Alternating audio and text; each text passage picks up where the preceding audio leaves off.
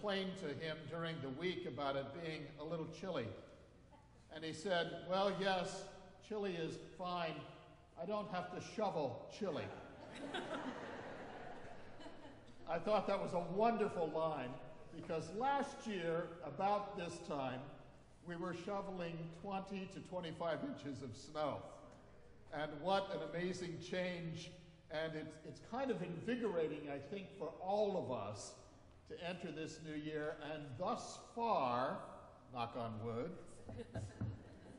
to have rather mild temperatures and have no snow or ice to deal with. I'm sure it will come in due course.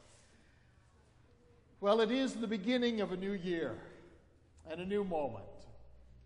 And the scripture lessons that we read this morning speak of God's presence in profound and significant ways at the point of new beginnings.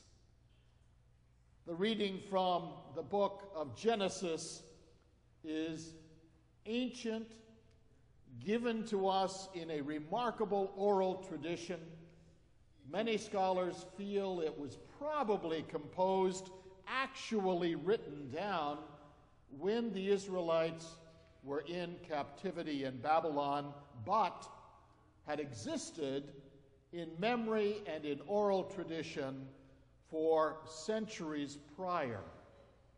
One of the gifts of the ancient mind was its ability to memorize story, history, genealogy. Most of the people in the ancient world could not read or write, but they could speak and they could memorize. And so this story comes to us as one of the oldest, most ancient moments when people recall God speaking into their lives and creating a new moment. The interesting thing about the story in Genesis is that it is very clear there was a formless void.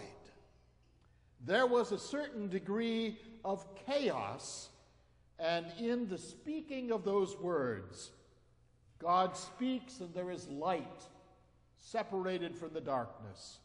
God speaks and there is land separated from the waters. God speaks and every living thing, all of the plants, all of the creatures, and finally God speaks, there is humanity.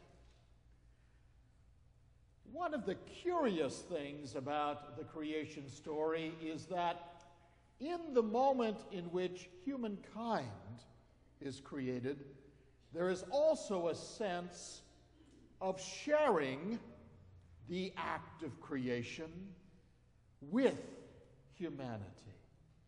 The earth is given to all of humanity so that it may be subdued. Interesting word.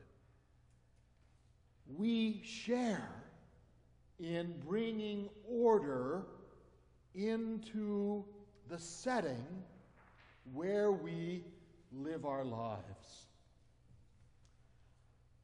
One of the important things I try to do when I cross from an old year into a new year is to do a little assessing of everything that happened in the old year. Obviously, every one of us has a certain number of accomplishments, things that we've managed to achieve, other things we've managed to live through. And there are also those things that we realize we have left undone. And hopefully a very short list of things that we wish we had not done at all. But the gift of leaving the old year is that we truly can take that baggage and all that history that's a part of our lives and say, I need to put a period on this chapter. And we are able to walk into the new promise of the new moment. For some of us, crossing over into the new year will mean carrying forward some of those realities of the old year.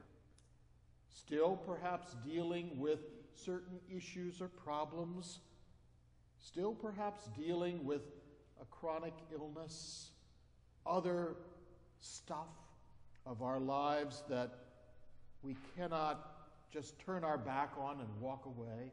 But yet, the focus for our well-being really must be on the promise of the new moment.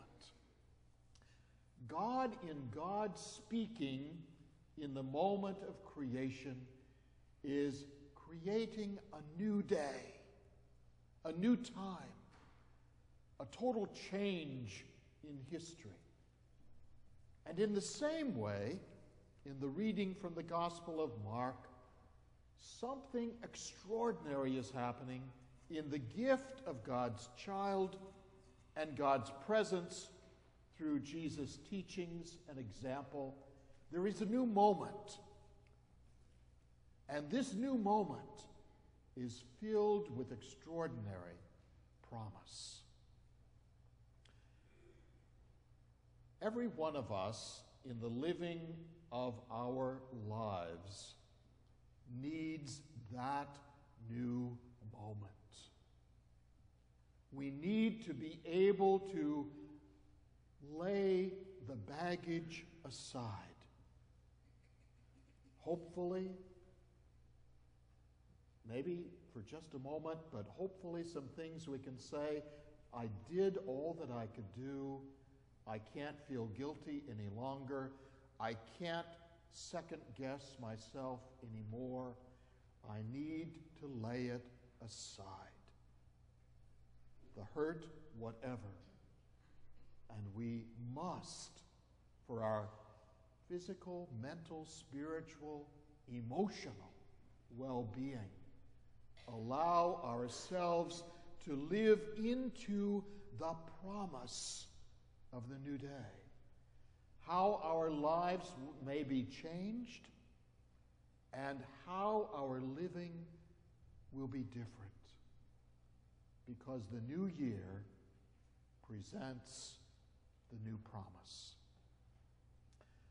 And this happens to organizations as well as to individuals. Everything about our congregation's life comes to a crescendo in the Christmas season. All of the activities, all of the fellowship, all of the programs, and the celebration of the sacred moment of Christ's birth. It comes to a crescendo. And then we walk into that new year.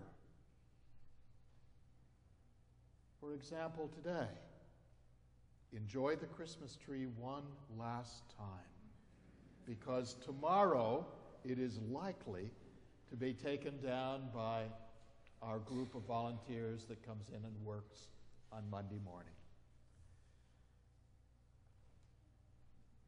This faith family